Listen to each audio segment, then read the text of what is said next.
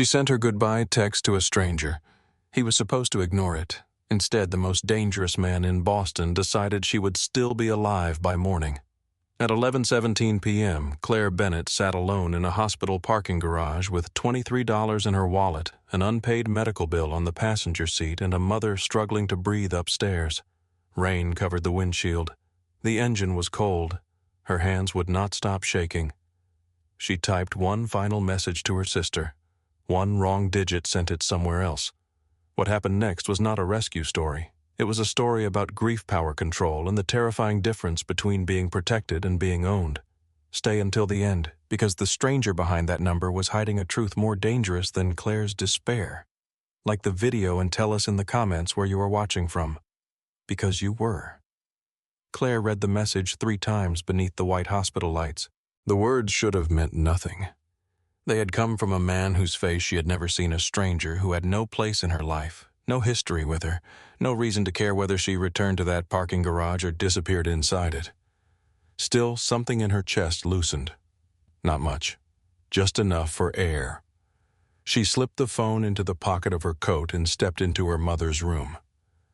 Evelyn Bennett lay beneath a thin blanket with a clear mask covering her mouth and nose.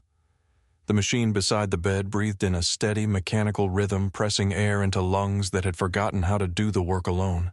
Her skin looked pale against the pillow.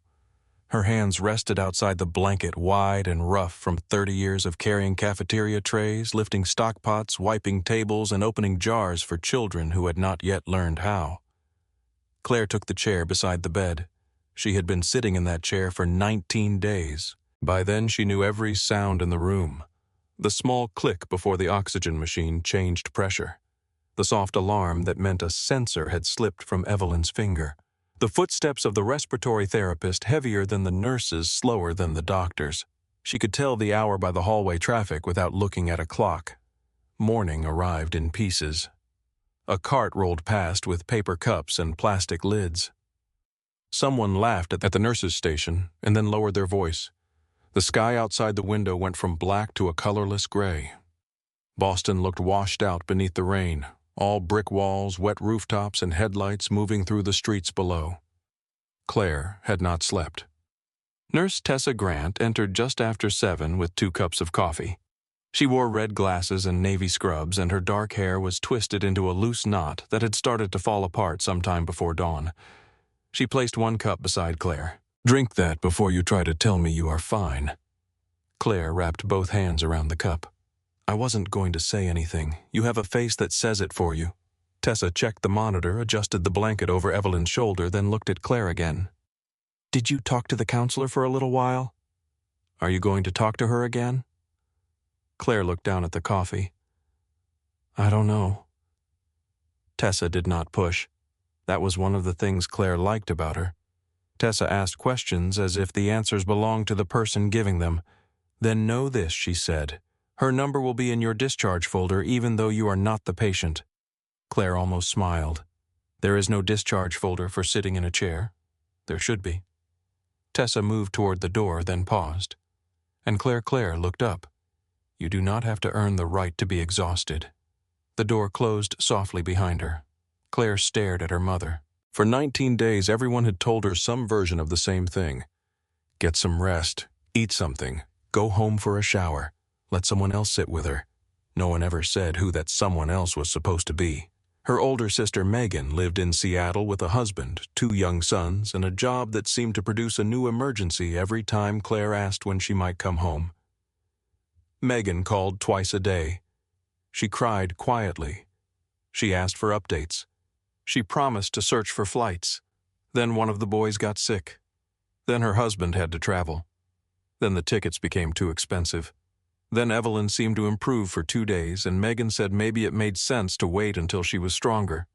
Claire had said yes every time. Yes, wait. Yes, I understand. Yes, I have it handled. She had been saying those words for so long that people had started believing them. Her phone vibrated. Megan's name appeared on the screen. Claire stepped into the hallway before answering. "Hey, oh, thank God." Megan's voice was thin with relief. "I called 3 times last night. My phone was on silent. I thought something happened." Claire leaned against the wall. "Something is always happening." There was a pause. How is Mom the same? What does that mean? It means her oxygen levels are holding. They lowered one medication. The doctor is coming back this afternoon. Did she wake up? Not since yesterday. Another pause. Claire could hear a cartoon playing in the background, then the distant voice of one of Megan's sons asking for cereal. I looked at flights again, Megan said. Saturday might work. Today is Tuesday. I know. Mom needs someone now. The words came out harder than Claire intended. Megan went quiet. Claire closed her eyes. I'm sorry, no you're not, Meg. You think I don't care. I think caring from 3,000 miles away doesn't change who is sitting here. I have a family too, Claire. So do I. The silence between them felt old. Older than the hospital. Older than Evelyn's illness. It reached back to every holiday Claire had organized, every appointment she had remembered, every call Megan had ended by saying she was lucky Claire was there. Megan's voice softened. You said you had everything under control. Claire looked through the glass at her mother. I say that because no one knows what to do when I say I don't. A child called Megan again. Megan covered the phone, spoke to him, then came back. I'll call tonight. Claire ended the call before either of them could say something worse. She stood in the hallway until the screen went dark. Then she opened the message thread with the stranger. There were only a few lines between them, but they felt cleaner than the conversation she had just had. No history, no guilt, no obligation. Claire typed, My sister thinks I'm angry because she lives far away. The reply came after less than a minute. Are you Claire considered lying? Yes. Another message appeared. That doesn't mean you don't love her. Claire stared at the words. Who are you? There was a longer pause this time. Someone who knows people can fail each other without meaning to. Claire read that twice. Then she locked the phone and went back into the room. At 10 that morning, Claire opened her laptop in the hospital cafeteria. She worked in medical billing for a private clinic in Cambridge, which meant she understood exactly how cruel numbers could become when printed beneath official language. The clinic had allowed her to work remotely while Evelyn was hospitalized. Her supervisor called it flexibility. Claire knew it was because no one else understood the clinic's appeals system well enough to replace her. She answered patient messages while waiting for her mother's insurance company to answer hers. At 11:12, a representative named Linda came on the line. Claire gave the policy number, the claim number, Evelyn's date of birth, and the 4-digit code she had been repeating for nearly 3 weeks. Linda's voice was polite. The emergency respiratory procedure was processed as out of network. It happened in the emergency department. I understand. No, you understand the sentence. You don't understand the problem. I can submit the claim for another review. This is the 3rd review. I see that. The hospital requested authorization after she was admitted. The request was received outside the approved time window. She was unconscious. I understand how frustrating this is. Claire looked across the cafeteria at a family sharing French fries from a paper tray. It isn't frustrating. A broken printer is frustrating. This is $87,000.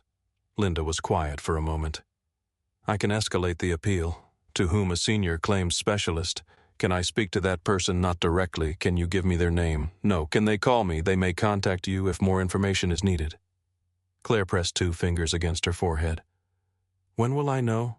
The usual review period is 30 to 45 days. My mother is still in the hospital. I'm sorry. Claire believed her. That was the worst part. Linda probably was sorry. Everyone Claire spoke to was sorry. The billing office was sorry. The nurses were sorry. The insurance company was sorry. Megan was sorry. Sorrow had become a currency no one could spend.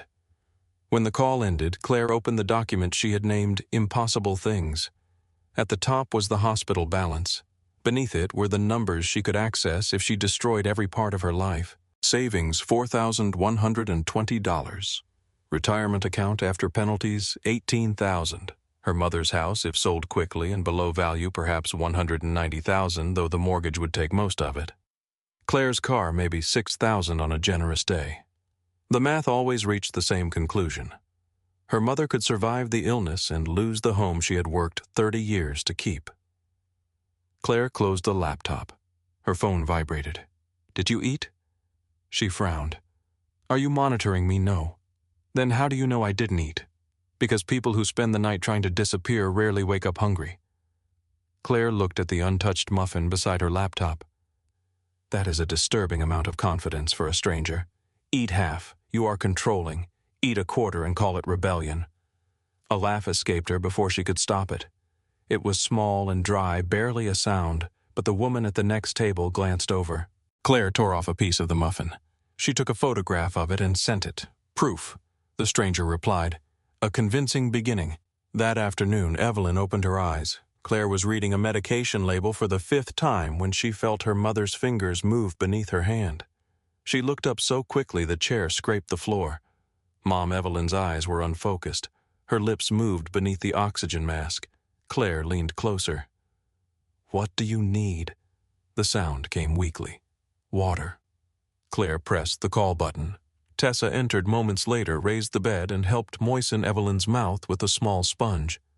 Evelyn's eyes followed Claire. For a few seconds she seemed confused. Then her gaze sharpened. Claire Bear. The name struck Claire with the force of a hand against her chest. Her mother had called her that when she was 6 and afraid of thunderstorms. When she was 12 and came home crying after another girl cut her hair during art class. When she was 19 and packed a suitcase for college while Evelyn folded every shirt again after Claire had already folded it.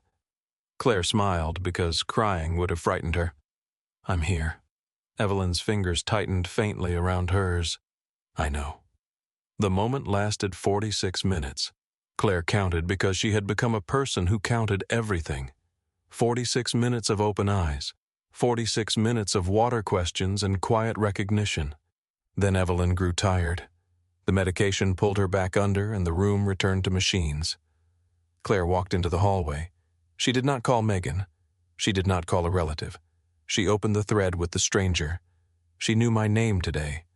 The answer appeared almost immediately. Then today counts. Claire leaned against the wall. Do you always answer strangers this quickly? Only the stubborn ones. You don't know if I'm stubborn. You stayed until morning.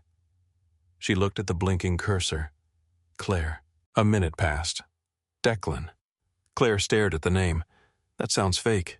Yours sounds borrowed. She smiled despite herself. What is that supposed to mean? You don't sound like someone who has been allowed to belong to herself. The smile faded. She read the sentence again. People who knew her had called Claire dependable, capable, organized, patient, and strong. No one had ever suggested that those qualities might have cost her something. She typed, You make a lot of assumptions. I ask fewer questions than most people. That isn't the same thing. No. Then why do I keep answering you? Because I'm not asking you to make me feel better. Claire lowered the phone. Through the glass, she watched Tessa adjust her mother's blanket. For the rest of the day, she thought about that sentence. The messages became part of her routine without either of them deciding they would. Declan never sent good morning. Claire never sent good night. Their conversations began in the middle of things. The machine alarmed twice in 1 hour. Did the nurse fix it? Yes. Sensor problem. The one with red glasses. Her name is Tessa. Then tell Tessa she has an impressive reputation with a man she has never met. Claire did not tell her. On another night he asked, What can you see from the window brick wall? 6 windows. 1 dead plant on a fire escape. Which window? 3rd floor. Far left. Light on, yes. Someone is awake with you. Claire looked across the courtyard. A shadow moved behind the far window. She had never noticed it before. Later, when she told him she was sitting in her car again, he asked where she had parked. Level 4, space 4C, move to level 6 tomorrow. Why East Wall? Better light. Fewer people cutting through after midnight. How do you know that I've spent time in hospitals? Visiting someone, yes. Claire waited for more. None came. Some sentences she learned were the edges of locked rooms. Declan never asked her to open his. She began telling him things that had nothing to do with Evelyn. She told him she hated the smell of artificial vanilla because the hospital used it in the lobby. She told him she had once wanted to paint city windows at night. She told him she could identify 6 types of medical billing errors before her first cup of coffee. She told him her mother had worked in a school cafeteria and could silence 200 children by lifting 1 eyebrow. Declan remembered all of it. 2 nights later, he asked, Did Evelyn scare any doctors today? Claire looked at her sleeping mother. She corrected one about how much water she had been allowed. He checked the chart. She was right. Of course she was. You've never met her. I've met women who raise daughters like you. What does that mean? They survive by making survival look ordinary. Claire did not answer for several minutes. Then she wrote, "What do you do?" There was a pause. "I solve problems. That sounds illegal. Sometimes it is accounting. That doesn't sound like a denial. It wasn't meant to." She should have stopped replying. She knew that. There were signs she could not explain. The precision of his questions, the way he seemed awake at every hour, his refusal to mention work, family, or anything that might place him in an ordinary life. But he never pushed. He did not ask for her address. He did not ask for a photograph. He did not tell her she was beautiful when he had never seen her. He did not turn her exhaustion into an invitation. In a world full of people asking Claire for answers, Declan asked whether she had eaten, and believed her when she said she had not. One morning, Claire photographed the sunrise reflected in the hospital windows. The clouds were the color of steel. The upper floors burned gold for less than a minute. She sent the picture without a caption. Declan replied, "Proof of what?" "That the night ended." Claire looked at the image again. She had spent so many days waiting for something terrible to happen that she had stopped noticing when terrible things did not. That afternoon, she bought a small sketchbook from the hospital gift shop. It cost $7. She regretted the money immediately. Then she sat beside her mother's bed and drew the window across the courtyard. The lines were uneven. Her hand had forgotten its old confidence. Still, when Tessa saw the drawing, she said, "There you are." Claire almost asked what she meant. Instead, she closed the book. The following Tuesday, Aaron from the hospital billing office called at 9:15 in the morning. His voice sounded strange. Not worried, confused. "Ms. Bennett, are you available to come downstairs? Is there a problem? I'm not sure." That answer brought Claire to his office in less than 5 minutes. Aaron was a young man with careful hair and a wedding ring he twisted whenever he had to deliver bad news. He had been kind to Claire from the beginning, which had made his inability to help more painful. He turned his monitor toward her. "Your mother's account changed status this morning." Claire looked at the screen. The balance read 0. She stared at it. "What does that mean?" "It means the account has been settled. The appeal was approved, no. The insurance review is still pending, then this is a mistake. I thought so too." Aaron opened another screen. A payment was received through a private medical relief foundation. It covered the full patient responsibility, including projected charges through discharge. Claire looked at him. "Projected charges?" "Yes. They paid bills that don't exist yet. The foundation deposited a reserve. Any unused amount will return to them. Who are they?" They requested anonymity.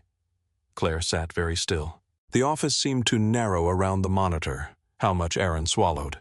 $87,460.12 plus the reserve. Claire heard the amount, but another thought had already formed. A man who solved problems. A man who knew hospitals. A man who had asked exactly enough questions to understand what she was carrying. She stood. "Can you reverse it?" Aaron blinked. "Reverse it. Can you send it back? I would have to speak with administration." "Do that. Ms. Bennett, most families would consider this extraordinary. It is extraordinary." Her voice sharpened. "That is the problem." Claire left the office and walked through the hospital without seeing anyone. She passed the elevators, the gift shop, the chapel, and the long corridor leading toward the parking garage. Rain tapped against the windows. She opened Declan's contact. For the first time since giving him her name, she did not wonder whether she should send the message. She typed 4 words. "What did you do?" The message showed as delivered. No answer came. Claire waited beneath the cold hospital lights, her mother's debt erased from the world, and felt the first clean edge of fear cut through her gratitude. The fear stayed with Claire long after the message showed as delivered. She stood in the corridor outside the billing office with her phone in one hand and the impossible balance still burning behind her eyes. 0. For 19 days, every number in her life had demanded something from her. Hours of sleep, dollars in checking, oxygen levels, medication times, days until the insurance review. Every number had been a door closing. Now the largest one had vanished. It should have felt like mercy. Instead, it felt like someone had entered her house while she was sleeping and rearranged the furniture. Declan did not answer. Claire sent another message. "I asked you a question. Still nothing." She called him for the first time. The call rang twice before going to voicemail. There was no recorded name, only a quiet mechanical request to leave a message. Claire ended the call. She went back to Evelyn's room and sat beside the bed, but she could not stay still. Her mother slept with one hand curled near her face. The oxygen machine breathed. Rain pressed against the window. Claire opened her laptop. The payment had come through a private foundation. Aaron had refused to give her more information, not because he wanted to protect whoever had paid, but because the system showed almost nothing. Claire knew systems. Systems always showed something. She searched the foundation name. The website was clean and simple. It spoke about medical hardship, emergency grants, and families trapped between illness and financial collapse. There were photographs of hospital corridors and hands folded around paper cups. No names, no personal stories, no board members. At the bottom of the page was a legal registration number. Claire followed it through the Massachusetts corporate database until one company appeared beside the foundation again and again. Kane Harbor Holdings. Claire stared at the name. Kane. Declan Kane. She searched again. This time the results were not empty. Kane Harbor Holdings owned warehouses, security firms, and commercial property across Boston. Its public photographs showed ribbons, charity checks, and politicians smiling beside men in dark suits. Claire found Declan in the fourth photograph. He stood at the edge of a hospital fundraiser beneath warm gold lights. Everyone around him seemed arranged for the camera. Declan did not. He wore a black suit and no tie, dark hair gray at the temples. One hand rested at his side while the other held a glass he did not appear to be drinking from. His face was composed, almost unreadable, but his eyes were familiar. Not because Claire had seen them before, because she knew how they paid attention. She enlarged the photograph. The man in it did not look kind. He looked controlled. There was a difference, and Claire felt it immediately. Her phone vibrated. Declan had answered. I removed a bill. Claire's fingers tightened around the phone. You removed my right to decide. The reply took longer. Yes. The agreement angered her more than an excuse would have. Where are you? No answer, Claire wrote again. If you do not tell me, I will find you. This time his response came quickly. I believe you. Then tell me. A business address appeared on the screen. Harbor Point Tower, 18th floor. Claire looked at her mother. Evelyn's breathing remained steady. Tessa would be working until 7. Megan had promised to call in an hour. Claire stood and put on her coat. Tessa saw her near the elevators and pressed the crisis counselor's number into her hand. I'm not going back to the garage, Claire said. That is not the only place people can disappear. Claire slipped the paper into her pocket and promised to return before Evelyn woke. Outside, the rain had thinned into mist. Boston moved around Claire as if nothing had happened. She ordered a car and watched the hospital disappear behind wet glass. Harbor Point Tower stood near the water, all dark glass and steel. The wind coming off the harbor cut through her coat. Inside, her shoes clicked across the stone floor toward a security desk. I'm here to see Declan Kane. The guard looked at her once. Claire Bennett. Her stomach tightened. Yes. He pressed a button beneath the desk. Mr. Kane said to send you up. You already knew I was coming. He did. The guard pointed toward a private elevator at the far end of the lobby. There were no visible buttons inside. The doors closed behind her. The elevator began to rise. Claire watched the numbers change above the door and became aware of how completely she had entered a place she did not understand. When the elevator opened, a tall man in a gray suit waited outside. He had a scar near his left eyebrow and the posture of someone who never leaned against anything. Miss Bennett. Where is he? The man turned toward a set of glass doors. This way. Claire followed him past silent desks and wide windows overlooking the harbor. Conversations stopped when she passed, then resumed after she was gone. At the end of the room, he opened a door. Declan stood near the window with Boston behind him. He looked taller than he had in the photograph, dressed in a dark shirt with the sleeves folded at his wrists. There was no smile, only recognition. Claire. Hearing her name in his low, rough voice made him more human than she wanted. She stepped into the office. The door closed behind her. You paid my mother's bill. Yes, you used a foundation. Yes, you knew exactly how much was owed. Yes. Claire crossed the room until only the desk stood between them. You had no right. I know. She stopped. His agreement took away the argument she had prepared. Then why did you do it? Because it needed to be done. That is what people say when they do not want to explain themselves. Something shifted in his face. Not amusement. Almost respect. Claire placed both hands on the desk. You found out who I was. After you told me your name, you investigated me.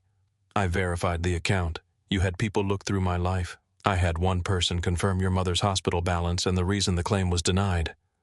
Claire felt heat rise into her face. That was private. Yes. You keep agreeing with me as if that makes it better. It does not. Then stop. Declan went quiet.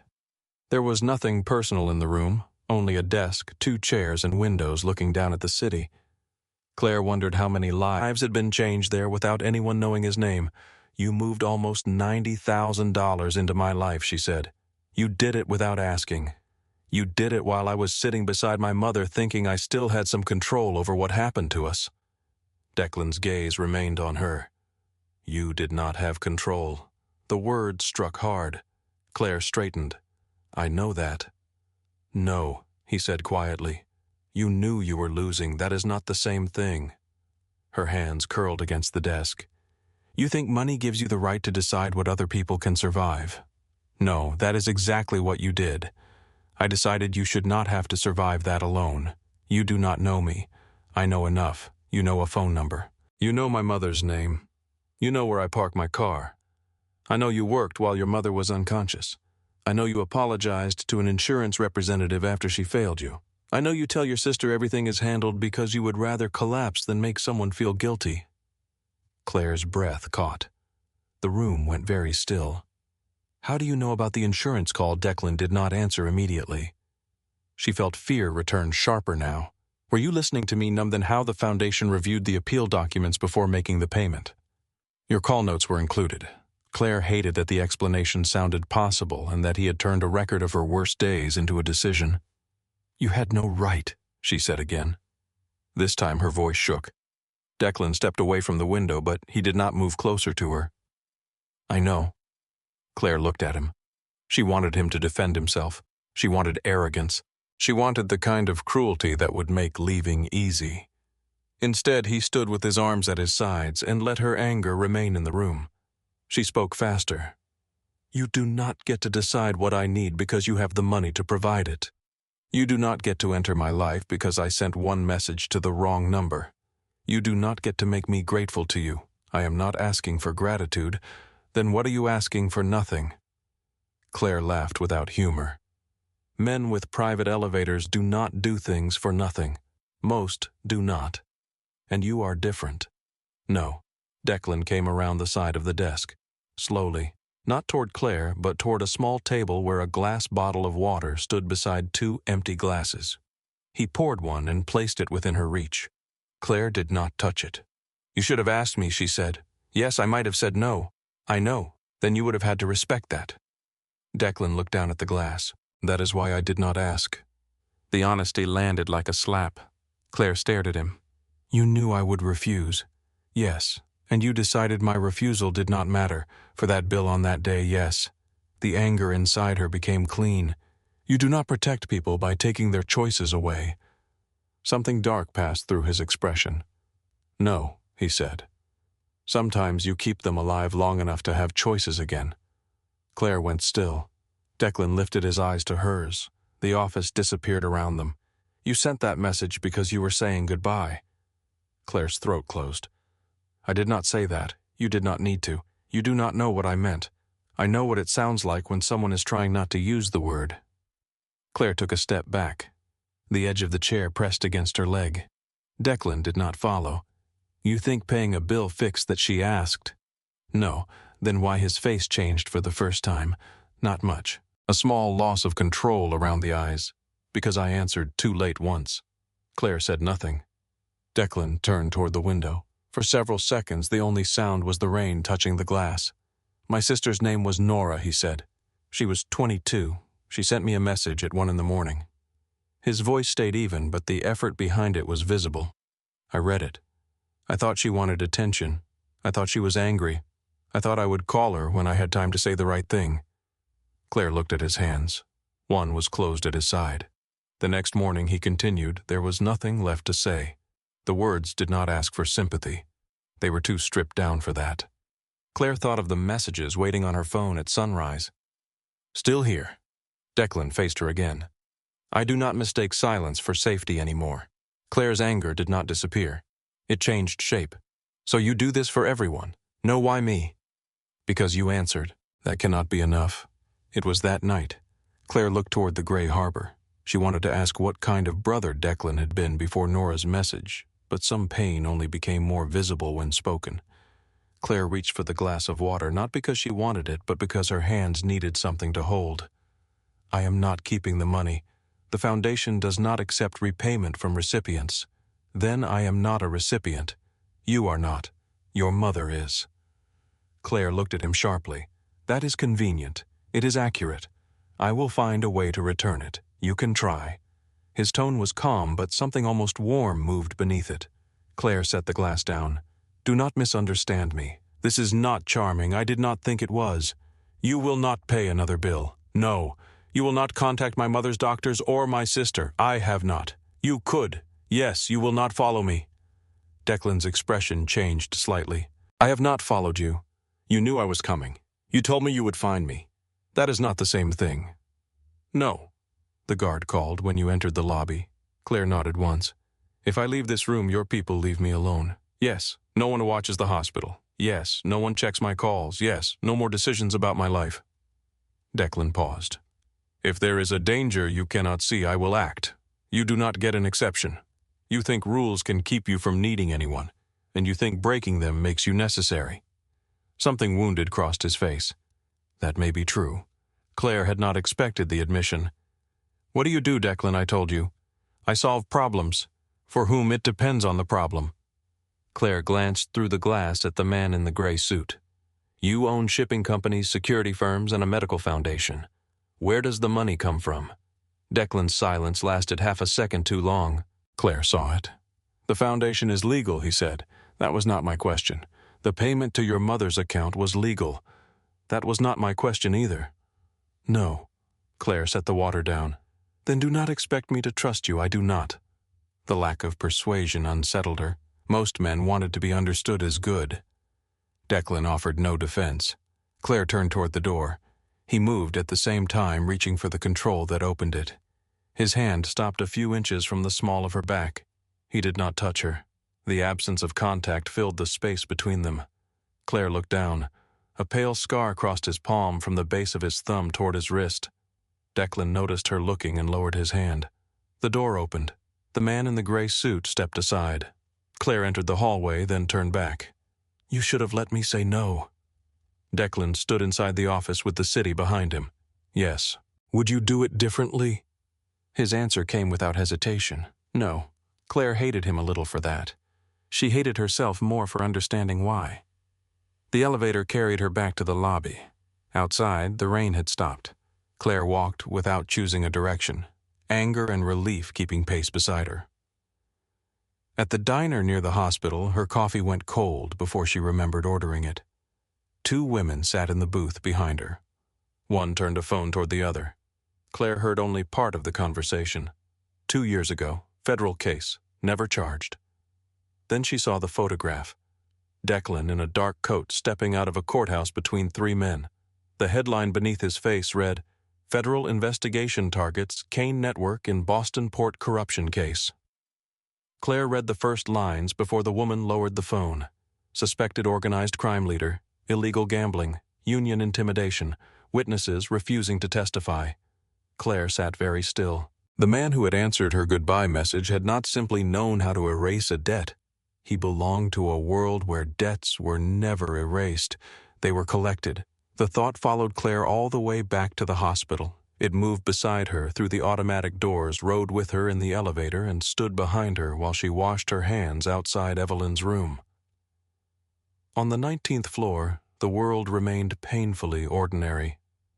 A nurse carried fresh linens past the desk. A television murmured behind a half-closed door. Somewhere down the hall, a child laughed at something on a tablet. Claire looked through the glass at her mother. Evelyn was awake. Her oxygen mask had been replaced with a smaller tube beneath her nose. She sat against the raised bed with a plastic cup in one hand and an expression that suggested the water had personally disappointed her. "You were gone," Evelyn said. Her voice was weak, but the accusation was familiar. "I had to take care of something." "Did you?" Claire thought of Declan standing in front of the harbor windows, admitting without apology that he would make the same choice again. "No." Evelyn studied her face. "Sit down." Claire pulled the chair closer. Her mother held out the cup. "This tastes like the inside of a refrigerator. It is water. It has intentions." Claire took the cup from her and set it aside. For a few minutes, Evelyn talked about small things. The nurse who walked too quickly, the soup she wanted when she was allowed real food, the sweater Claire should bring from home. Claire answered when needed. She kept her phone face down in her lap. Declan did not write. That silence lasted through the afternoon. It lasted through a call from Megan, a respiratory treatment, and the arrival of dinner Claire did not eat. By midnight, Claire had checked her phone 14 times. She hated herself for counting. At 1 a.m, she opened the message thread. The last words were still hers. "What did you do?" Beneath them sat the address he had sent. Nothing else. Claire typed, "I know who you are." She watched the message change from sent to delivered. No answer came. She placed the phone beside her mother's bed. 10 minutes later, the screen lit. "You know what has been written." Claire picked it up. "Is it wrong?" The reply took longer. "Not enough of it." Her stomach tightened. She looked at Evelyn asleep again beneath the pale hospital light. "Tell me yourself." For nearly a minute there was no response. Then an address appeared. Not the tower near the harbor. A townhouse on Mount Vernon Street. 8 tonight. Claire wrote, "Will I be safe?" Declan answered yes. She stared at the word. It should not have reassured her. It did. That frightened her more than the newspaper article. The next day, Claire read everything she could find. The Kane name reached back decades in Boston. Declan's grandfather had arrived from Belfast with nothing but a cousin on the docks and a talent for remembering who owed whom. By the time Declan's father took control, the family had interests in shipping construction, private security gambling rooms, and several unions along the waterfront. The articles used cautious language. Alleged, suspected, connected. No reporter wrote what could not be proven, but the spaces between the words were full. A warehouse fire that destroyed evidence. A union official who withdrew his testimony. A bookmaker found beaten in South Boston. 2 federal investigations that ended without charges against Declan. One photograph showed him leaving a courthouse. Another showed him standing beside the mayor at a charity dinner. In every image, Declan wore the same expression. Still. Controlled. As if cameras could record his face but never reach the man behind it. Claire found a photograph of his father, Patrick Kane. The resemblance was immediate. The same dark eyes, the same height, the same sharp line at the mouth. But Patrick looked pleased by fear. Declan looked tired of it. Claire closed the laptop. At 7:30 that evening, Tessa found her putting on her coat. "You are going out again." "Yes."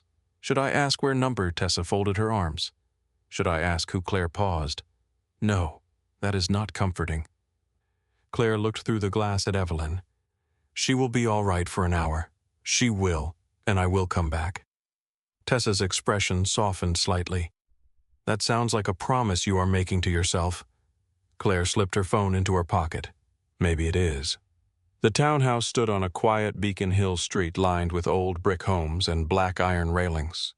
Rain had fallen earlier, leaving the sidewalks dark and shining beneath the lamps. The air smelled of wet stone chimney smoke and the cold edge of the Charles River.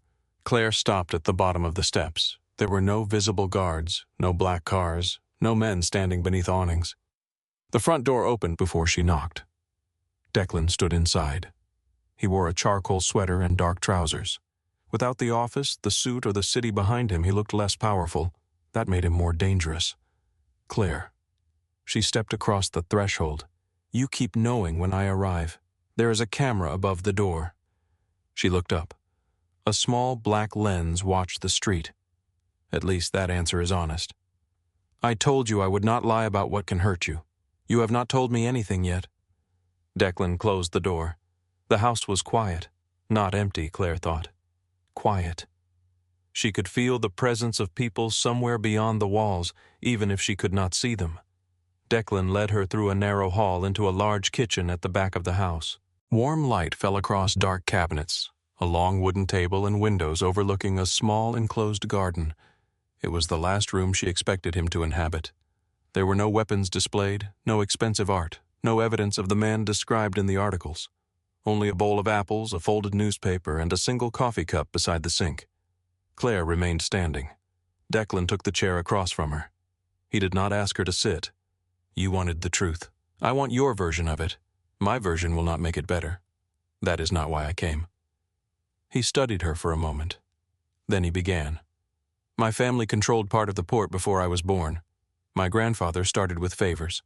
My father turned favors into ownership. What kind of ownership? Dock contracts, union votes, protection, gambling, smuggling. His voice remained level. Claire heard the care in his wording.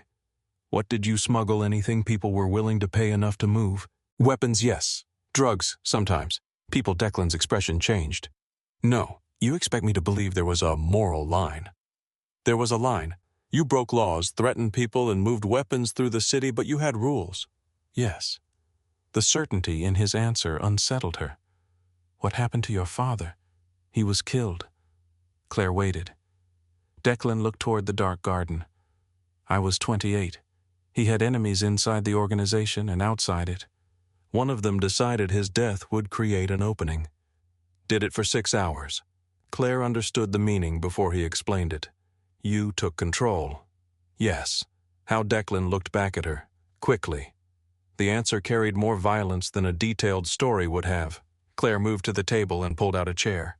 She sat because her legs had begun to feel unsteady. Did you kill the man who killed him? Yes. There was no pride in his voice, no shame either, only fact. Claire pressed her palms against the table. Have you killed anyone else? Declan met her eyes. Yes. How many I do not know.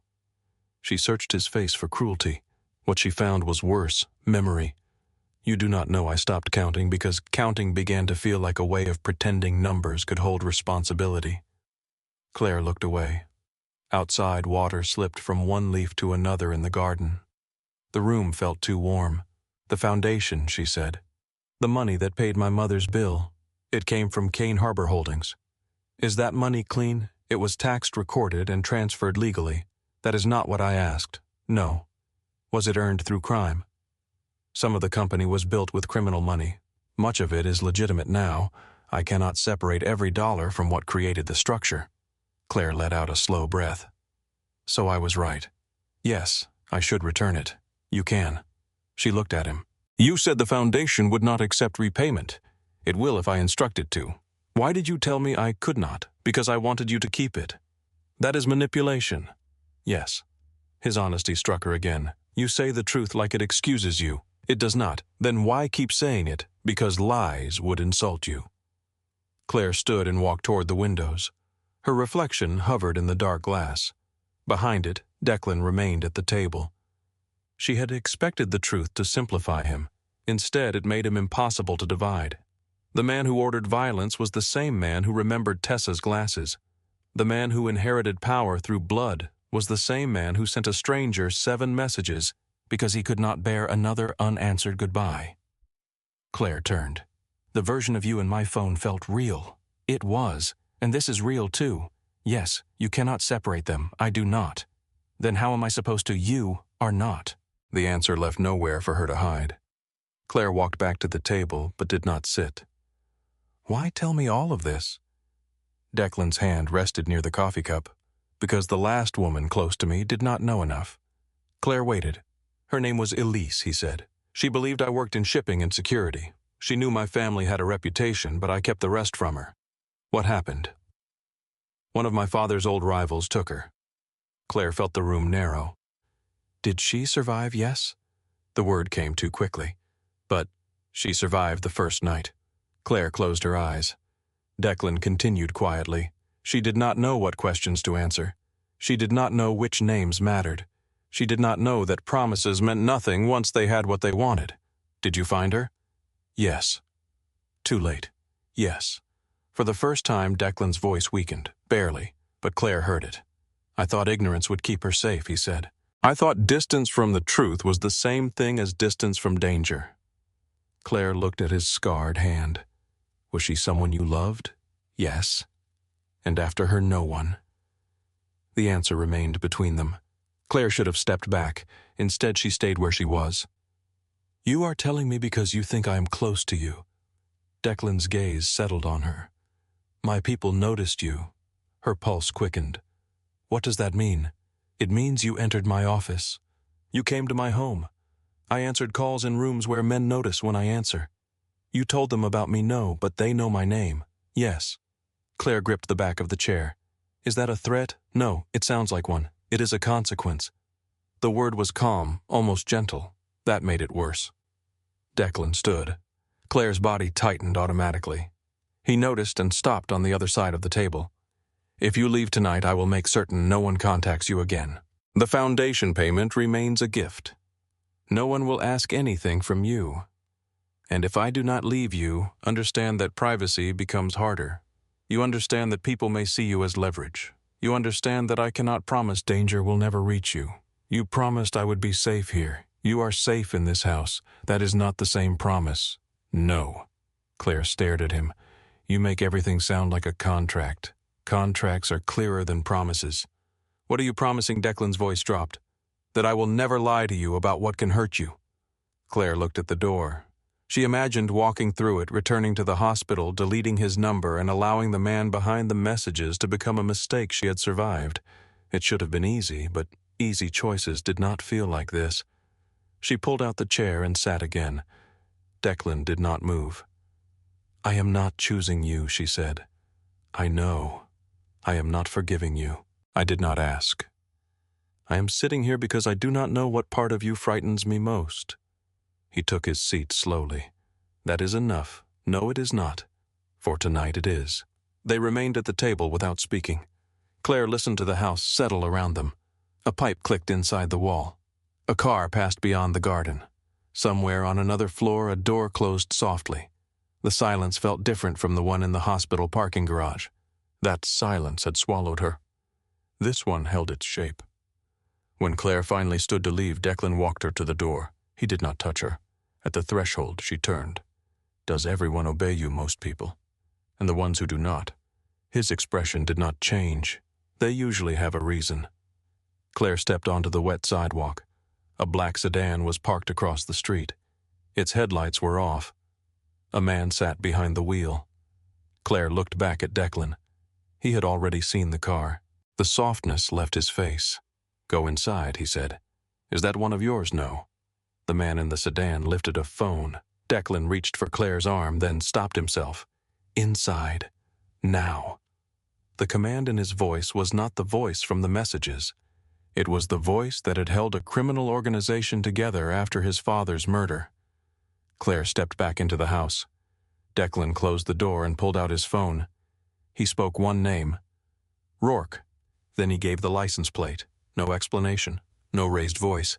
When he ended the call, Claire said, Who is watching me? I do not know yet. You said I could leave. You can. The moment I stepped outside, someone was there. Declan looked toward the camera feed beside the door. I did not know they had found you.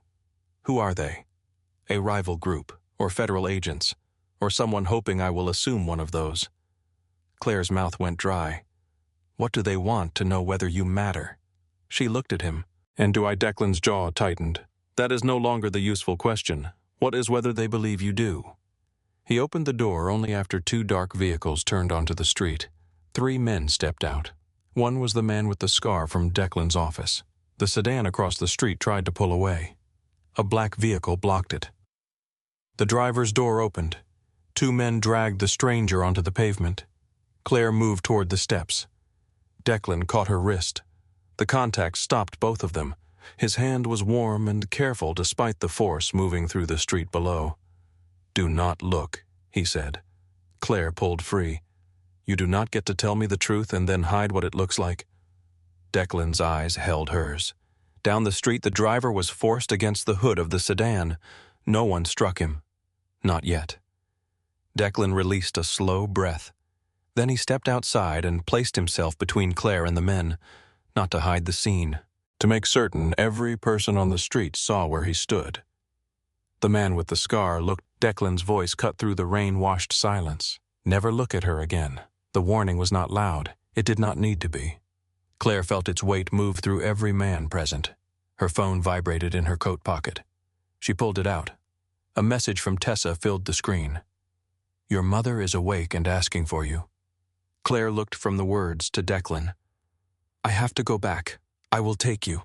"No, Claire, you said I had a choice." His face hardened as he looked toward the man beside the sedan. Then he nodded. "One of my drivers will follow at a distance. No, someone already knows where you are. That does not make control acceptable. It makes caution necessary." Claire held his gaze. "One car. I know the driver's name. He stays outside the hospital." Declan looked almost surprised. Then he turned to the scarred man. "Rourke, give her Daniel's photograph and vehicle information." Rourke nodded once. Claire stepped toward the street. Declan said her name. She stopped. He stood beneath the yellow light above the townhouse door, his expression controlled again, but his eyes were not. "Tell me when you are inside." It sounded less like an order this time. Claire returned to the hospital with a dark sedan following several cars behind her. At the entrance, she received a photograph of a broad-shouldered man named Daniel Price, along with the plate number of the vehicle parked across from the emergency doors. She found Evelyn awake and irritated that Claire had taken so long. Claire sat beside her mother and held her hand until her breathing eased. Only then did she look out the window. A black sedan waited beneath the streetlights. Daniel stood beside it with his hands visible. Across the intersection, another car idled for several seconds before moving on. Claire's phone vibrated. Still inside, she read the message without answering. Below, Daniel looked toward the passing traffic. Claire thought of Declan's hand around her wrist, the men on the wet street, and the command that had changed the air. Never look at her again. She typed one word. "Yes." Declan replied, "Stay there." Claire looked through the glass at the city below. The same words that had once kept her alive now carried the full weight of the man who had sent them. For the first time, staying felt dangerous. Claire remained beside Evelyn's bed until morning, but sleep never came. Every time headlights moved across the hospital window, she looked down at the street. Daniel's sedan stayed beneath the lamps near the emergency entrance. He never came inside. He never called. He stood beside the car for an hour, sat behind the wheel for another, then changed places with a second man just before sunrise. Declan kept the agreement. That should have made Claire feel safer. Instead, she felt the shape of his world settling around her. At 7, Tessa entered with fresh coffee and found Claire watching the street. "You have had security outside all night." Claire looked at her. "You noticed. Men who stand that still are either security or very bad at waiting for someone." Claire wrapped both hands around the coffee. "They are there because of me." Tessa glanced at Evelyn, who was sleeping peacefully. "Are you in trouble? I do not know. That is not an answer people give when the answer is no." Claire said nothing. Tessa pulled the second chair closer and sat. "Does your sister know no? Does your mother know? Do you trust whoever sent them?" Claire looked down at the black sedan. "I trust that he means what he says. That is not the same as trusting what he does." Claire turned toward her. Tessa lifted one shoulder. "I work nights in a hospital. I have met a lot of men who meant well." The word stayed with Claire after Tessa left. At 8:15, Claire called Declan. He answered before the first full ring. "Claire, who was in the car? His name is Victor Shaw. He works for Owen Mercer." "Who is Owen Mercer?" "A man who believes my father's death left him with unfinished business." "Why was Shaw watching me to learn whether I would react?" "And did you?" "Yes." Claire looked at her mother. "What happened to him?" "He answered questions." "That is not what I asked." "No." She heard the calm in his voice and hated how much it revealed. "Is he alive?" "Yes." "Is he hurt?" A pause. "Yes." Claire closed her eyes. "You told your men never to look at me again." "I told Shaw. You know what I mean, I do. You made me part of this, I know. No, Declan. You do not get to agree with me and make the guilt disappear. I am not trying to." "Then tell me how you plan to fix it." Silence moved through the line. When he answered, his voice was lower. I can move your mother to a private facility. No, I can place you both in a house outside the city. No, I can send Megan and her family somewhere secure. You will not contact my sister. I have not, and you will not. Then tell me what you will allow. The word struck Claire. Allow. What protection will you accept? I should not need protection from a danger that found me because of you. You are right. Stop saying that. Declan exhaled quietly. What do you want me to say? I want you to say you understand that keeping someone alive does not mean taking over her life. I understand the sentence. That is not enough. No. Claire pressed her fingertips against the window. Below, the morning traffic gathered around the intersection. Protection is not permission, she said. Declan was silent. You do not get to decide where I live, who I speak to, or when I leave a room. You do not get to move my mother because you are afraid. You do not get to turn my life into one of your operations. My fear is not the issue. It is when you use it to control me. His answer took several seconds. Then tell me how to keep you alive without doing that. The question was not angry. It was almost helpless. Claire had never heard helplessness in Declan's voice before. She sat in the chair beside Evelyn. One guard outside the hospital. Yes, I know his name, his face, and his vehicle. Yes, he does not enter this floor unless I call him. Yes, you tell me if the threat changes. I will. You do not monitor my phone. I have not. You do not contact Megan. I will not. You do not move me anywhere without my agreement. Another pause. Unless you are unconscious. Claire almost smiled despite herself. If I am unconscious, Tessa decides. I do not know Tessa. She has an impressive reputation. The line went quiet. Then Declan gave a low breath that might have been a laugh. All right. Claire looked through the glass at Tessa standing near the nurse's station. And Declan, yes, if you break those rules, I leave. His voice hardened slightly. You may leave whenever you choose. That is not the same as making it possible. No, he said. It is not. The guard remained outside for the next 3 days. His name was Daniel Price. He was 41, married, and carried photographs of 2 daughters in his wallet. Claire learned this because she took him coffee on the second morning and refused to leave until he answered enough questions to feel like a person. You do this often, she asked. Stand outside hospitals. Watch strangers. Daniel looked toward the traffic. Mr. Kane does not call people strangers once he takes responsibility for them. Claire held out the coffee. That is exactly the problem. Daniel accepted the cup. Yes, ma'am. Declan did not visit. He texted less often, as if every message now required permission he did not know how to ask for. How is Evelyn better? Did you eat? Yes? Truth, half a sandwich. Acceptable. Their words became careful. Claire missed the ease they had shared before she knew who he was. She missed being able to tell him about a flickering light without wondering how many men he could send to repair it. She missed the stranger because the stranger had possessed no power over her except attention. On the 4th night, Evelyn's breathing improved enough for the doctor to discuss removing another layer of support. Claire listened as he explained oxygen levels, medication changes, and the possibility of rehabilitation. When he left, Evelyn turned her head toward Claire. You look like someone gave you good news, and you do not trust it. I trust the doctor. That was not what I said. Claire adjusted the blanket. You need to rest. You have become very skilled at changing the subject. I learned from you. Evelyn smiled faintly and closed her eyes. At 2 a.m, Claire walked into the hallway and found Declan sitting alone near the elevators. He wore a dark coat over a black shirt. A paper bag rested beside him. Daniel stood at the far end of the corridor, close enough to respond and far enough to give them privacy. Claire stopped. How did you get up here through the front entrance? You expect me to believe no one stopped you? I signed in. With your real name. Yes. She looked toward Daniel. He did not call me. I told him not to unless I crossed the line you set. Claire folded her arms. You are very proud of yourself. No. What is in the bag soup? She stared at him. At 2 a.m. The diner near the hospital serves it all night. You brought me soup. Yes.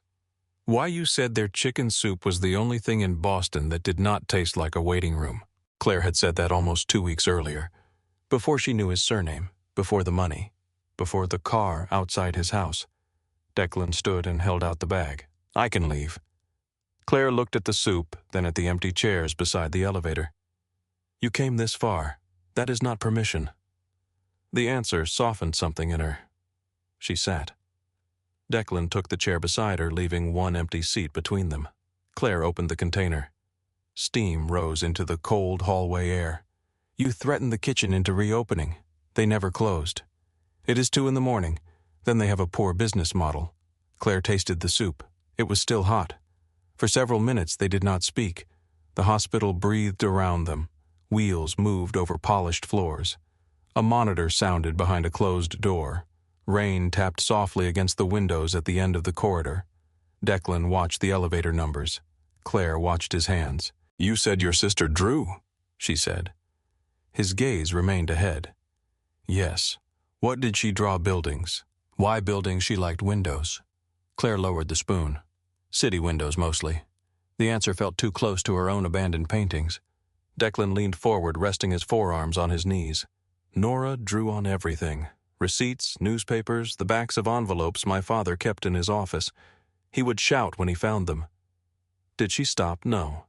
Claire smiled. I think I would have liked her. She would have liked you. The certainty in his voice made Claire look at him. How do you know? She liked people who argued when they were frightened. I am not frightened every time I argue, no. Only most of the time. Declan looked at her then. Only when it matters. Claire stirred the soup slowly. What did her message say? His face became still. You do not have to answer. Yes, I do. He looked toward the dark window. She said she was tired of asking people to notice she was drowning. Claire stopped moving. She said she knew I was busy. She said she was sorry for becoming one more problem. His fingers closed around each other. She said I could answer in the morning. The last sentence nearly disappeared beneath the hospital sounds. Claire understood why he had not repeated it before. You remember every word? Yes. You told me you did not. I lied. You said you would not lie about what could hurt me. This could not hurt you. It hurts you. Declan looked down at his hands. That is different. No, it is only familiar. He said nothing. Claire set the soup aside. You answered me because of her, at first, and after his eyes lifted, after I answered because it was you. The hallway seemed to narrow around them. Claire felt the truth of it before she understood what to do with it. You did not know me. I knew the parts you gave me. I gave you hospital windows and insurance calls. You gave me the truth when you were too tired to polish it. Claire looked away. No one had ever described her exhaustion as honesty. She reached for his hand. The movement surprised both of them. Her fingertips touched the scar across his palm. Declan's fingers remained open. How did you get this a long time ago? That is not an answer. It is the only one I can give tonight. Claire traced the edge of the scar once. His skin was warm. Declan closed his fingers gently around hers. The contact was careful, almost formal, but it carried more intimacy than anything Claire had felt in years. She looked up. He was closer than she remembered. Not because he had moved, because she had. Her pulse changed. Declan's eyes lowered briefly to her mouth. Claire did not pull away. For one suspended second, the hallway disappeared. Then Declan released her hand and stood. Claire stared at him. Why did you stop? His jaw tightened. Because you are tired. That has not stopped you from making other decisions for me. No, you think I do not know what I want. I think you are frightened, grateful, and exhausted. His voice dropped. I need to know which part of you is choosing me before I take anything. Claire felt heat rise into her face. You think a kiss means I am choosing you. For me it would. He picked up his coat. Claire remained seated. You are leaving. Yes. You came here to bring soup and make one noble decision. I came because your mother improved and I wanted to see your face when you said it. Claire had no answer. Declan looked toward Evelyn's room. I am glad she is getting better. Then he left. Claire sat beside the empty chair until the elevator doors closed. Megan arrived the following afternoon. She came through the hospital doors carrying a suitcase, a wrinkled coat, and enough guilt to fill the hallway. Claire saw her before Megan saw Claire.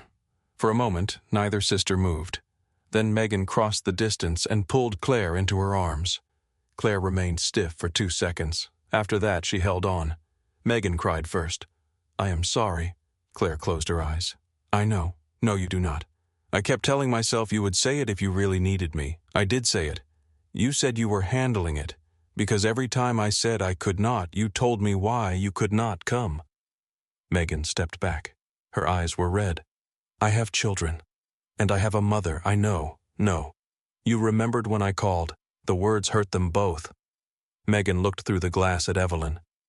I let you become the strong one because it made everything easier for me. Claire looked away. I did not know how to stop being her. Then stop now. Megan took Claire's hand. Be angry. Sleep. Go home for one night. Let me sit in the chair. Claire swallowed. There is something else. She told Megan about the wrong number. Not every message, not Nora, not the moment beside the elevator. She told her about Declan, the bill, the foundation, and the men outside. Megan listened without interrupting. When Claire finished, Megan stared at her. He is a criminal. Yes, he had you followed. No, someone else followed me because of him. That is not better. I know. He paid almost $90,000 after talking to you for less than 3 weeks. Yes, Claire, this is not romantic. I did not say it was. Then what is it? Claire looked toward the window. I do not know. Megan lowered her voice. Do you trust him? Claire thought of Declan stopping before touching her. She thought of the man forced against the car. She thought of soup at 2 a.m. and the truth delivered without apology. I trust that he would protect me. That was not the question. No, Claire said. It was not. That evening, a photograph arrived on Declan's phone. Claire leaving the hospital beside Megan. A red circle had been drawn around Claire's face. Beneath it were 6 words. You cannot guard every door forever. Declan read the message once. Rourke stood across from his desk. We can move her tonight. She will refuse. Then do not ask. Declan looked up.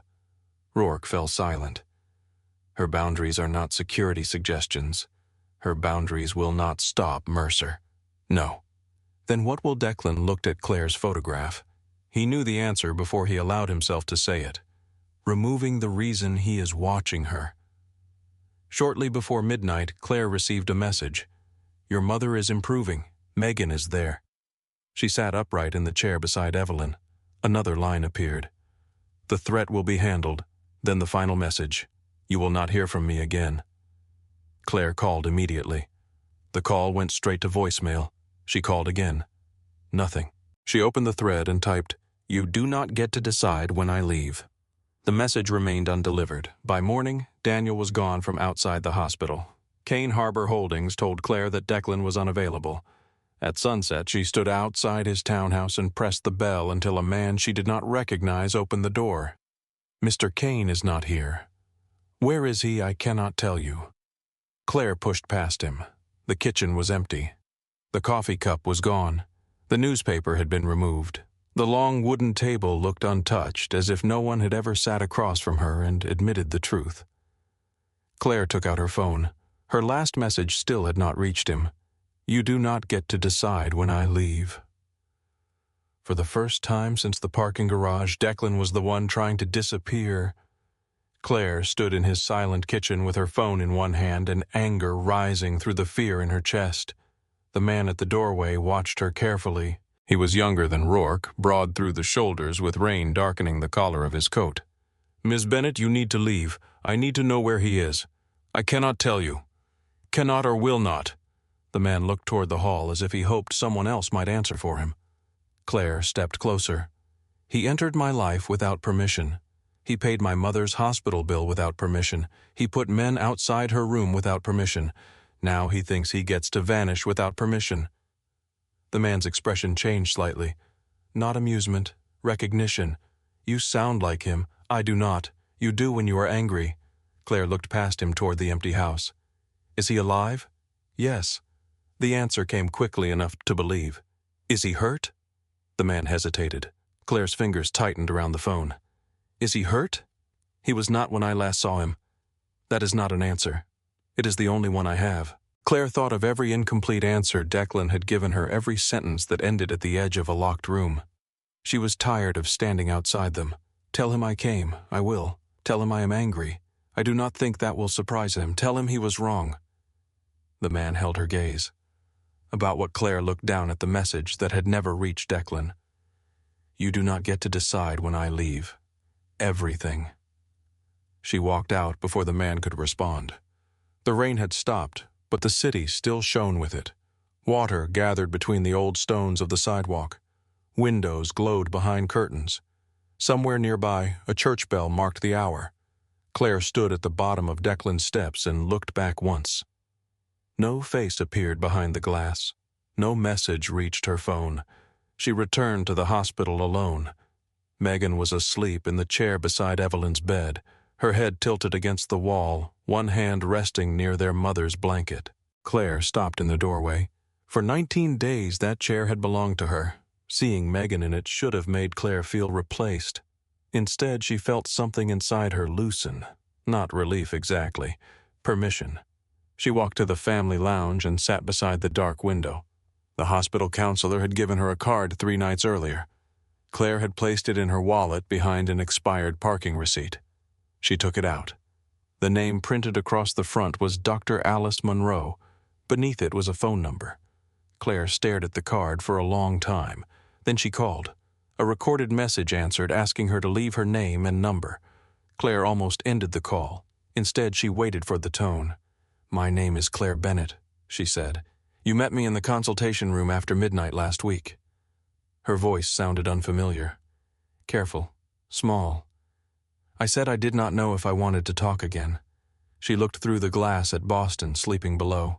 I think I do. Claire left her number and ended the call. Nothing in the hallway changed. No music rose. No weight lifted from her shoulders. She was still tired. Declan was still gone. Her mother was still recovering inside a room filled with machines. But the call existed now. It was one thing she had done because she chose to do it. In another part of Boston, Declan stood in an abandoned warehouse near the harbor with blood drying beneath the collar of his shirt. The building had belonged to his father once. Before Kane Harbor Holdings became a name printed across charity checks, it had been a place where men came to settle disagreements no court would hear.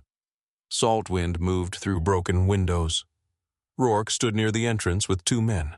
Owen Mercer sat in a wooden chair beneath a hanging light.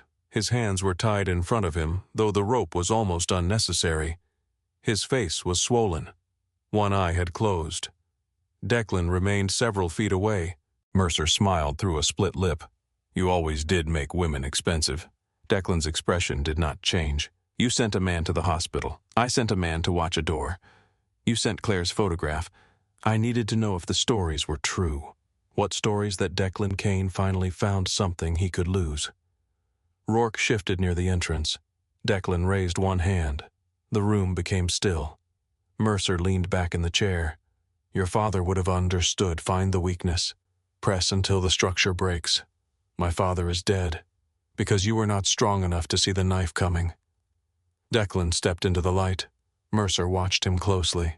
There had been a time when words like those could direct Declan as surely as a hand against his back. Patrick Kane had built his son from anger, then taught him to mistake anger for loyalty. Declan had spent 10 years proving he was not weak. Men had paid for that proof. Some with money, some with blood, some with the rest of their lives. Declan looked at Mercer and felt nothing that resembled mercy.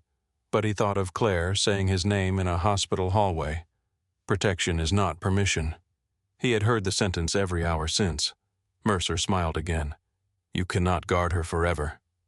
No. The answer changed the room. Mercer's smile faded. Declan moved closer. I do not need forever. What do you need your agreement? Mercer laughed. You brought me here for an agreement. I brought you here because you understand consequences better when you can see them. Declan placed a folder on the table beside Mercer. Inside were financial records, account numbers, names, dates, and photographs. Mercer's face changed as he read the first page. You think this protects her, it ends you. You give this to the federal government and half the port burns with me. Yes, your people too, some. You included your own companies, the ones you touched. Mercer looked up slowly. You would cut away half your operation for a woman you barely know. Declan thought of the first message. Please tell Mom I stayed as long as I could. He had known Claire for less than a month. He knew the way she said she was fine when she had no strength left to explain the truth. He knew she counted good moments because she did not trust them to last. He knew she wanted to paint windows at night. He knew she became angry when frightened and quiet when deeply hurt. He knew she had touched the scar on his hand as if it belonged to a person rather than a weapon. "I know enough," Declan said. Mercer studied him. Then his mouth twisted. "She will leave you anyway, perhaps, and all of this will be for nothing." "No." Declan looked toward the harbor beyond the broken windows. "She will be free to leave." Rourke watched him from the edge of the light. Something passed through the older man's expression. Concern, perhaps, or understanding. Mercer lowered his eyes to the folder. "What is the agreement you leave Boston? Every business, every account, every man who still answers to you becomes mine or closes. And if I refuse, the folder reaches 3 federal offices before sunrise." Mercer looked at the blood beneath Declan's collar. "You have become sentimental." "No." Declan turned toward the door. "I have become tired." He left Rourke to collect the answer. By morning, Owen Mercer's organization had begun to collapse. 2 gambling rooms closed before dawn. 3 union officials resigned. A warehouse near the harbor changed ownership. Men who had spent years claiming loyalty discovered urgent reasons to leave Massachusetts. No newspaper connected the changes. No public violence followed. Boston woke beneath a clear gray sky and continued as if nothing had moved beneath its streets. Claire knew only that Daniel returned to the hospital shortly before noon. He stood outside Evelyn's room with a paper cup in one hand. "You are back," Claire said. "Yes, ma'am. Do not call me that." "Yes, Claire." She looked beyond him. "Where is Declan?" Daniel's face remained neutral. "I do not know." That is becoming a popular answer. The immediate threat is over. What does that mean? It means no one is watching the hospital. No one is watching your mother's house. You and your family can leave without an escort. What happened to Owen Mercer? Daniel looked toward the nurse's station. "I was told to tell you the threat was over. By Declan." "Yes. Was he hurt?" Daniel hesitated. "He will recover." Claire felt the fear before she could stop it. "Where is he? I cannot tell you." She stepped closer. "Then give him a message." Daniel nodded. "Tell him I do not need a report from one of his employees. I am not his employee. What are you?" Daniel considered the question. "Someone who owes him." The answer carried a history Claire did not have time to enter. "Tell him that disappearing is still a decision about my life." "I will. And tell him the next time he wants to know whether I am safe, he can ask me himself." Daniel's expression softened. "I will tell him." Claire returned to Evelyn's room. Her mother was sitting upright eating soup and criticizing its lack of salt. Megan stood beside the window with her phone pressed to her ear, arguing with an airline about changing her return flight. Claire stopped. "You are staying?" Megan covered the phone. "For another week. What about work?" "I told them I have a family emergency. You always had a family emergency." Megan lowered the phone. "I know." The words were quiet. Claire sat beside Evelyn. Her mother looked between them. "You two have been fighting?" "No," Megan said. "Yes," Claire said at the same time. Evelyn lifted one eyebrow. "There, that is better." Megan returned to the call. Claire helped her mother adjust the blanket. "You look less frightened," Evelyn said. Claire paused. "Did I look frightened before you looked busy? That is not the same thing. It is when you are my daughter." Evelyn touched Claire's wrist. "Whatever you are carrying, put some of it down before your hands forget how." Claire looked at her mother's fingers. Wide hands, dry skin, short nails. Hands that had carried trays, children bills, and grief without asking whether anyone noticed. Claire wondered how many times she had learned strength by watching Evelyn disappear inside responsibility. "I am trying," she said. Evelyn nodded. "Good." That afternoon, Dr. Monroe returned Claire's call. They met in a small office on the hospital's first floor. There was a box of tissues on the table and a painting of the ocean that looked as if it had been chosen by someone who believed blue water made difficult conversations easier. Claire sat on the couch. Dr. Monroe did not ask about Declan. She asked about the parking garage. Claire described the flickering light, the rain, and the folded estimate on the passenger seat. She described the moment she typed the message. She did not describe a plan because there had not been one. There had only been exhaustion so complete that the future had seemed like an accusation. "I wanted everything to stop asking me for something," Claire said. Dr. Monroe nodded. And now Claire looked at her hands. Now things are still asking, what is different? Claire thought of Megan sleeping in the chair, Tessa leaving coffee, Evelyn calling her Claire Bear, Declan reading a message that was never meant to reach him. I answer some of them, she said. Not all. That sounds important. Claire disliked how simple the words were. She also knew they were true. They spoke for 40 minutes. When Claire left, she made another appointment. 2 days later, she went home for the first time since Evelyn's admission. Megan stayed at the hospital. Claire drove through Cambridge beneath a pale afternoon sky. Her apartment smelled closed and unfamiliar. Mail crowded the floor beneath the door. A plant on the windowsill had turned brown. She showered. She slept for 5 hours. When she woke, the room was dark. For one terrible second, she thought she was back in the parking garage. Then she heard traffic below. Her phone rested beside the bed. No message from Declan. Claire turned on a lamp. In the closet behind winter coats and a box of old tax records, she found a canvas wrapped in a cotton sheet. She had bought it 3 years earlier. The surface was still blank. Claire carried it into the living room and placed it near the window. Her paints had dried inside their tubes. Most were useless. One deep blue opened after several attempts. A jar of white had survived. Claire painted the rectangle of the window first, then the buildings across the street, then small squares of light inside the darkness. Her hand shook. The lines leaned where they should have stood straight. She kept going. When morning reached the glass, the painting was unfinished. Claire photographed it. Her thumb moved toward Declan's contact before she stopped. The message would not deliver. She saved the photograph instead. At the hospital, Evelyn improved in small, stubborn increments. She walked 5 steps with a therapist.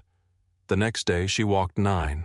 She complained about the walker, the food, the temperature, and the doctor's habit of speaking to Claire instead of her. Each complaint sounded like recovery. The medical team began discussing discharge. Claire listened without allowing hope to become certainty. There would be oxygen at home, medication schedules, physical therapy, follow-up visits, insurance appeals that had not vanished simply because a foundation covered the balance. But Megan opened a calendar and divided the appointments. Tessa introduced them to a social worker. Claire accepted help without explaining why she should have been able to manage alone. On the morning Evelyn was scheduled to leave, Claire found an envelope waiting at the nurse's station. Her name was written across the front. Inside was a single sheet from the foundation. The payment for Evelyn's care had been converted into a formal grant. No repayment was required. No future contact was expected.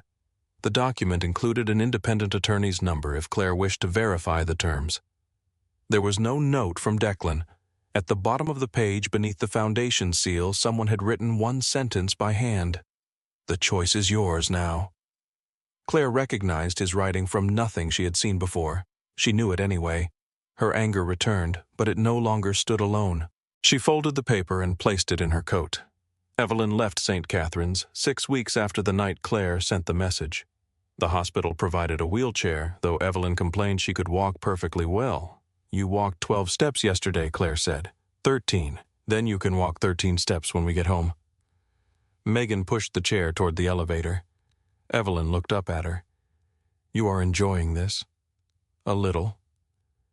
Outside, the air was cold and bright. Megan had borrowed a larger car from a friend. She drove while Claire sat in the back beside Evelyn. An old blue blanket covered Evelyn's legs. The window remained open 2 inches because she claimed the hospital air had settled inside her lungs and needed to be pushed out. Boston passed around them. Brick buildings, corner stores, bare trees moving against the sky. At red lights, Evelyn rested her hand over Claire's. She did not squeeze. She simply left it there. At home, Megan carried the bags while Claire helped Evelyn through the front door. The house smelled faintly of dust and the lavender soap Evelyn had used for years. Claire settled her mother into the bedroom facing the garden. A portable oxygen machine stood beside the bed. Medication bottles lined the dresser. Instructions from the hospital covered half the desk. The room was not free of illness, but it was home. Claire opened the window. Cold air moved through the curtains. Evelyn breathed carefully, then smiled. Better. Megan went downstairs to make tea. Claire sat on the edge of the bed. Her mother studied her for so long that Claire touched her own face. "What, you look different." "I am tired. No, I have been awake since 5. Not tired. Evelyn tilted her head. Different. Claire waited.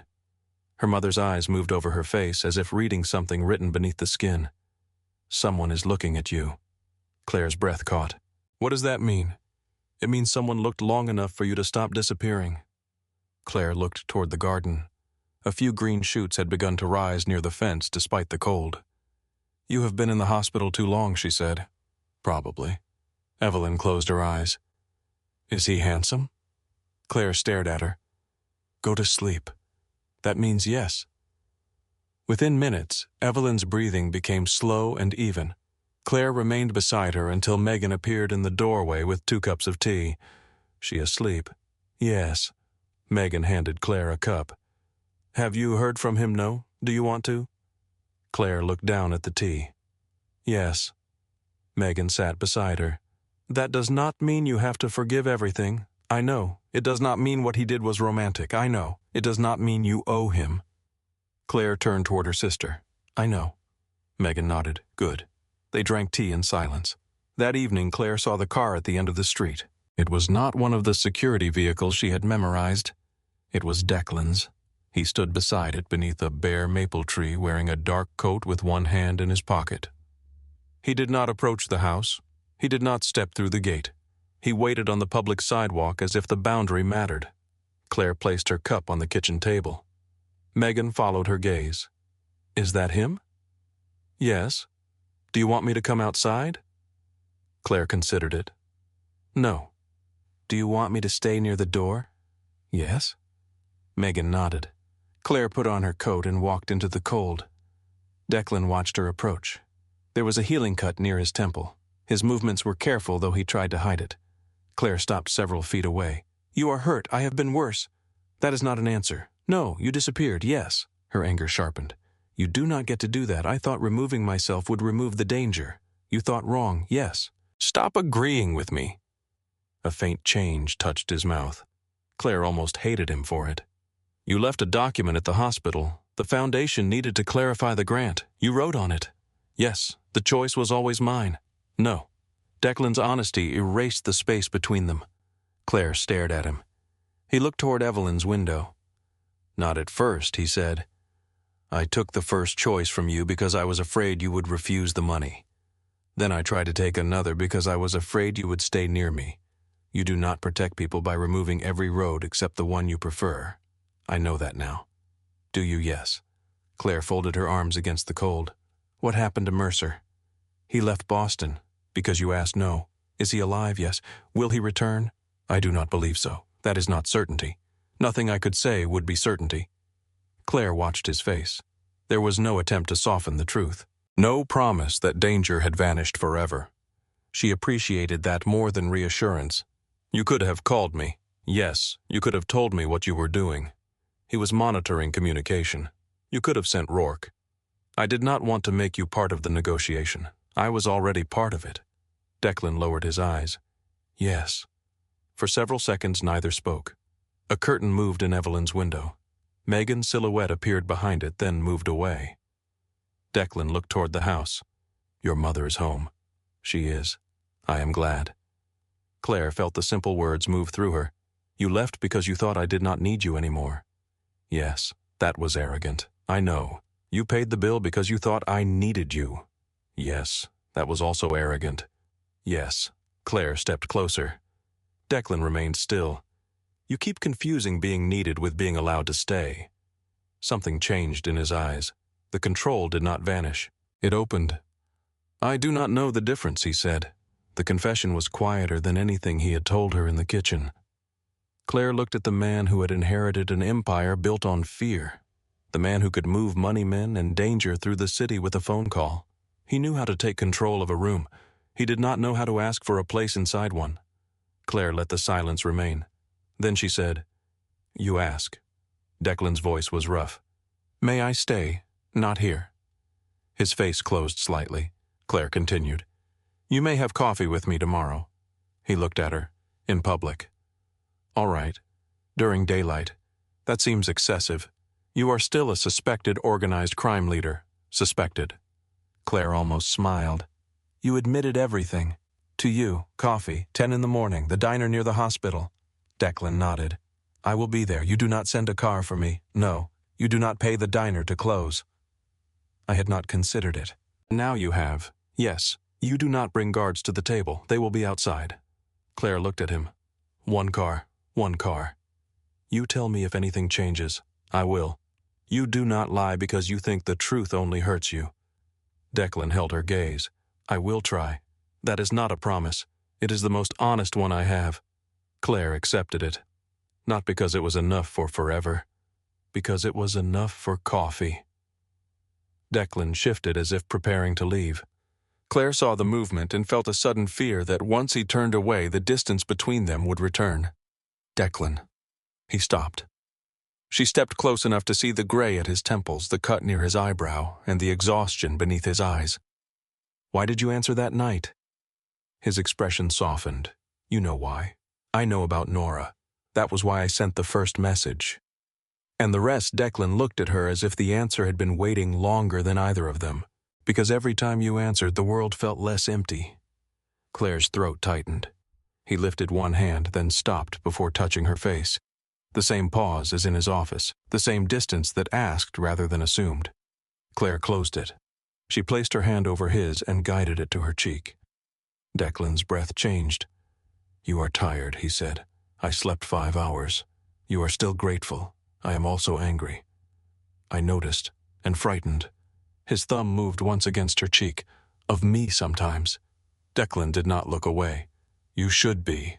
I am more frightened of the part of me that thinks fear means I have to leave before I understand what I want. His hand remained gentle. What do you want? Claire looked at his mouth. Right now, yes. This. She kissed him. The first contact was careful. Declan did not pull her closer. He did not take control of the moment. He stood beneath the bare tree with one hand against her face and waited until Claire chose the depth of the kiss. Then something restrained in him gave way. His other hand settled at her waist, not holding her there, only acknowledging that she was. The kiss carried no promise of safety, no claim of ownership, only recognition. When Claire stepped back, Declan let her go. She looked at him. Coffee, she said. Tomorrow. Do not disappear. His eyes held hers. I will not. Claire walked back to the house. At the door, she turned. Declan remained beside the car, still there. The next morning, Claire woke before her alarm. Evelyn was sleeping. Megan had taken the first medication shift. Sunlight entered the kitchen and moved slowly across the table. Claire opened her phone. Declan's contact remained saved as a single letter. D. She pressed edit. For a moment, her thumb hovered above the screen. Then she erased the letter and typed 2 words. Still here. She saved the name. She did not tell him. At 9:40, she placed her unfinished painting in the light beside the garden window and took a photograph. She sent it. His reply arrived almost immediately. Proof. Claire smiled. Of what? That the night ended. She looked toward her mother's room. Evelyn was breathing without fear. Megan was laughing quietly at something on the radio. A counseling appointment waited on Claire's calendar. Her paints remained open beside the window. The bills were not all resolved. Her mother was not fully healed. Declan was still a dangerous man with a past Claire could not turn into something clean. Nothing was simple, nothing was guaranteed. But the morning existed. Claire typed, It did. A moment later, another message appeared. Are you all right? Claire considered the question. Not the answer she had given everyone for years. Not fine, not handled, not strong. The truth. She wrote, Still here. Across Boston, Declan read the message at the end of a long dining table. Shipping documents waited beside his coffee. Rourke stood near the doorway with questions about the Port Mercer's abandoned accounts and the men who would need to decide where their loyalty rested. Declan raised one hand. The room became quiet. He read Claire's message again. Still here. He closed his eyes, not with relief, with recognition. At 10 in the morning, he entered the diner alone. Claire sat in a booth near the window with 2 cups of coffee between them. Declan stopped beside the table. You ordered for me, black coffee. You remembered. You are not the only person who pays attention. He sat across from her. Outside, Boston moved beneath a clear sky. Neither of them knew what their lives would become. There would be arguments, boundaries tested, truths that arrived late. Parts of Declan's world that would never become gentle, and parts of Claire that would never again agree to disappear in order to make someone else comfortable. But that morning did not ask for forever. It asked only whether they were present. Claire wrapped both hands around her coffee. Declan looked at her the way he had from the beginning, quietly without drama, as if what she said mattered before she even spoke. Her phone rested face down on the table. The gesture mirrored the parking garage, but the meaning had changed. That night she had put the phone down because she wanted the world to stop reaching her. Now she put it down because the person she had been speaking to was sitting across from her. Because her mother was home. Because her sister had stayed. Because an unfinished painting waited beside an open window. Because the day had begun and Claire intended to be part of it. Declan reached across the table and placed his hand palm up between them. He did not ask her to take it. Claire looked at the scar crossing his skin. Then she placed her hand in his. Outside, morning light spread across the city windows. The night had ended. They were still there,